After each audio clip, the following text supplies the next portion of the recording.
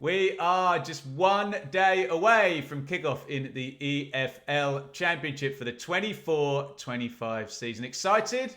Yeah, me too. We are going to have a look today, a last look before we get going at the transfer business done in the Championship. And as I did 3 weeks ago, I'm going to pick out some of my favourite, what I consider the most eye-catching and also the most significant transfer deals done in the Championship. Get involved in the comments. Let me know the best deal your club has done so far. And in my never-ending attempt to get you football fans to expand a little bit further out than the team you support, let me know a deal another club has done that you might like your club to have done.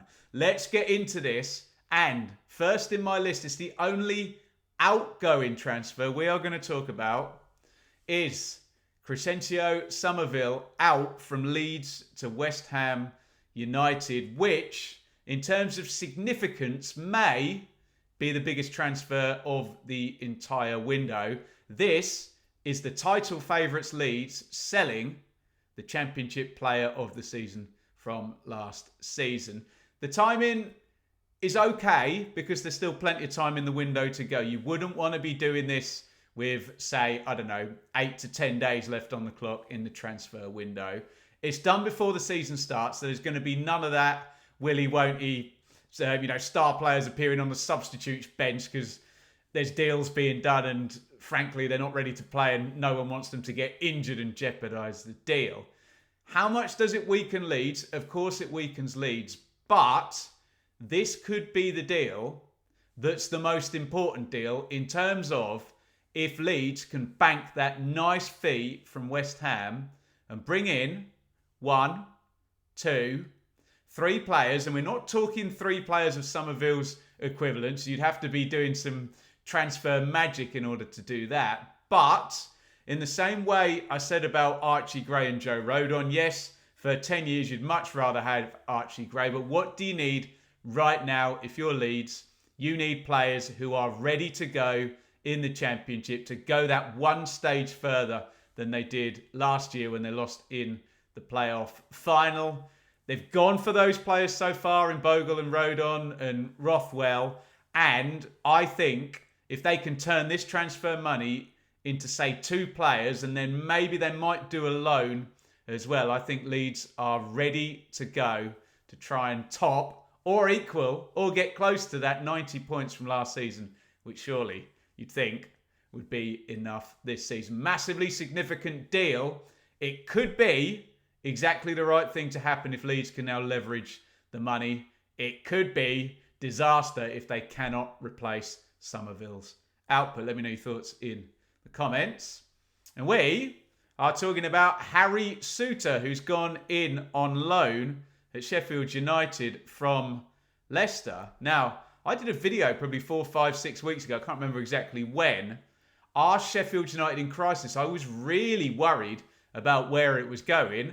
Since then, Burrows, Moore, McCallum, O'Hare, Shackleton, Gilchrist, now all in, and Souttar as well. So we're talking about Souttar. He's the transfer. But I guess more broadly, it's about the Sheffield United transfer business where everyone thought they were going to be by far the worst placed of the 3-year one parachute teams. And now I don't think many people are thinking that. And I think a lot of people are thinking, oh, who's kind of done the most pushing in this transfer window?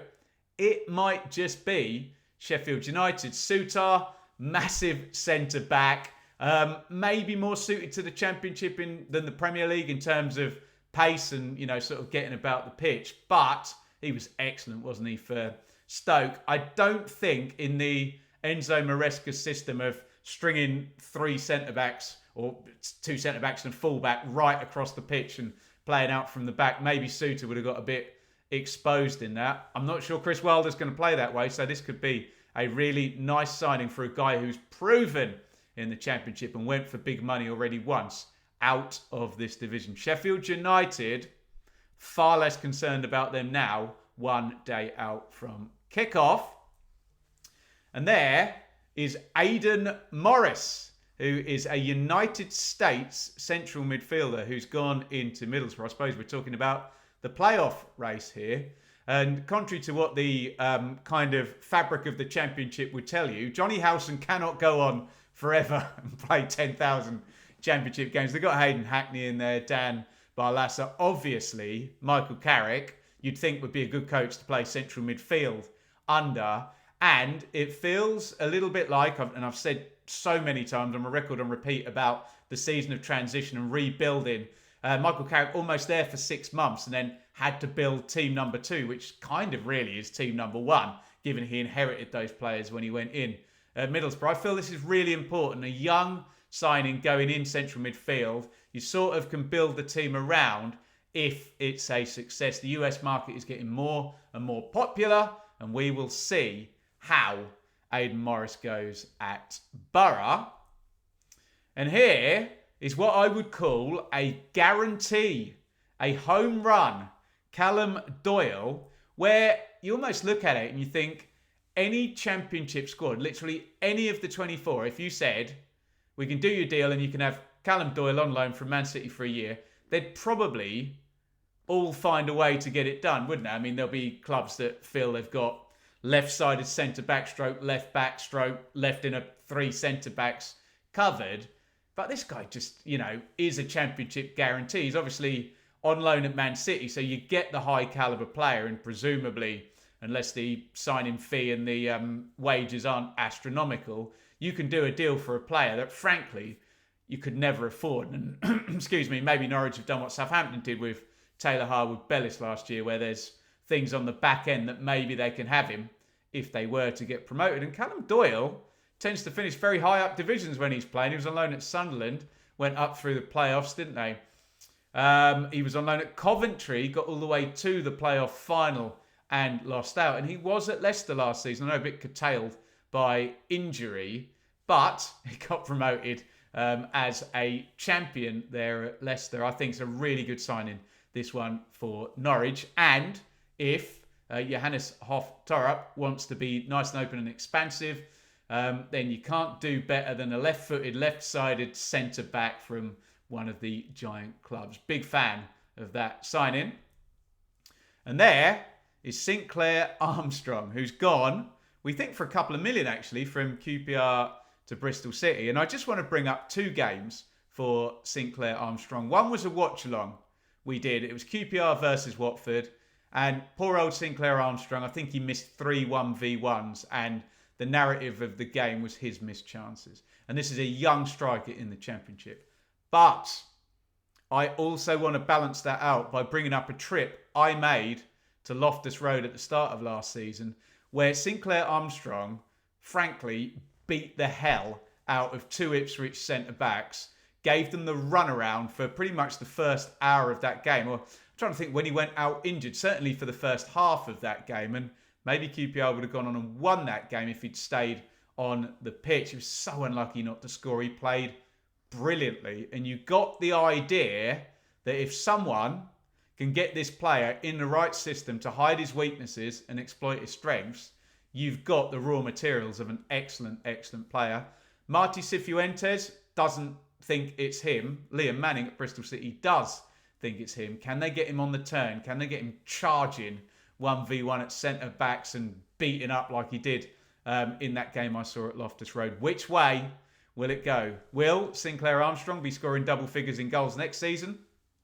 Or will he be slowly making his way maybe down further from the Championship? Big opportunity, big chance, big acid test this season for Sinclair Armstrong. Let me know how you think it will go in the comments.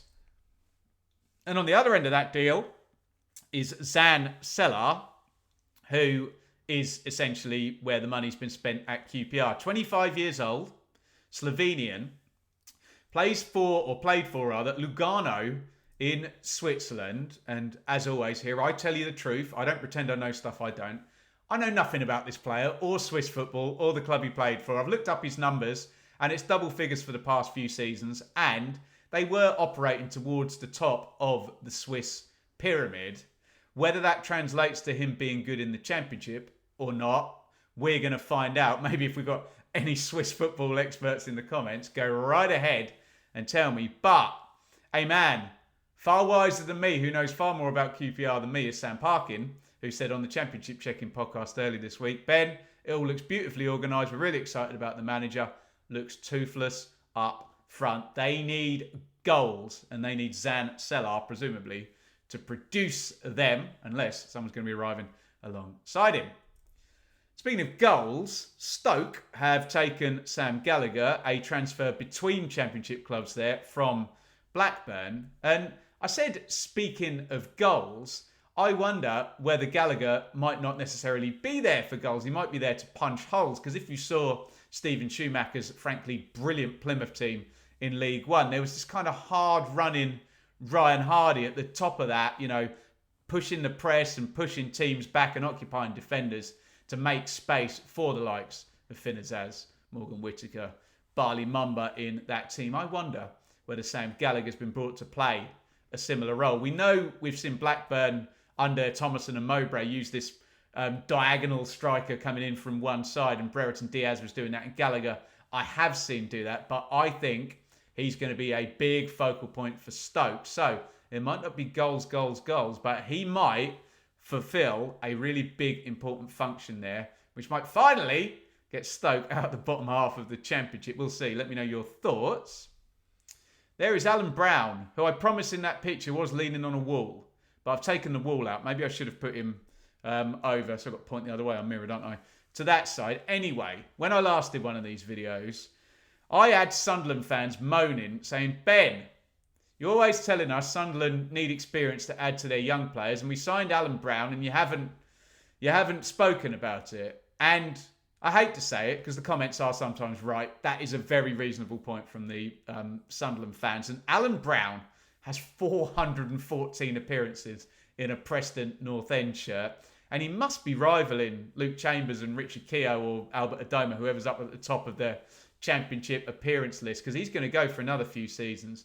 This is exactly what Sunderland need in their squad in terms of savvy experience, just to put around all those beautiful young players brought in from exotic climes and European countries and clubs that we've never heard of. It all looks very exciting. You do need to knit that together with experience. So I will agree with the Sunderland fans in the comments on the last video. And there in goes Alan Browne. And here is, how do I pronounce this? Goncalo or Goncalo? No, it'd be Goncalo, wouldn't it? Hey, you know my thoughts on pronunciation. Hey, each to their own. Mr. Franco played all bar one game in the Portuguese top league for a team that finished 6th last season. That sounds, now, we were talking about the Swiss league earlier. Again, I know equal amounts about the Portuguese league, but what I do know is it's probably a higher standard. And outside of those mega clubs in Portugal, this guy was operating right near the top of that. Defensive central midfielder, says Footmob when I looked at it earlier. Very, very young. Looks like a good pickup for sure, doesn't it? It's a bit weird because his club had been relegated the previous season. So this guy has been winning for 2 years if he got promoted in first place from Portuguese second tier straight into the top 6 of the Portuguese top tier. And it goes alongside kind of the sort of South American Portuguese speaking business that Swansea have done in the last couple of transfer windows. That seems to be what they're doing, and we'll see how Goncalo Franco fits in there. Finally, Plymouth and Ibrahim Cissoko. There's been loads of Sissokos in English football. Here is the latest. This is going to be good fun, I think. Speaks very positively about his ability to entertain in the interviews he's done in my research here. Dutch under-21 winger. He's on loan, I think, from French football. And it just looks like, from what the Plymouth fans have been commenting in terms of pre-season, the fact that, assuming Morgan Whittaker stays, he's not gone yet, he could be balancing out Whittaker on the other side. It could be really, really good. If Rooney's football gets him the ball and he's allowed to express himself, then the Plymouth fans do seem excited about Ibrahim Cissoko as a possible breakthrough standout player at Argyle this season. There you go. Top transfers, most significant, most eye-catching. Get involved in the comments.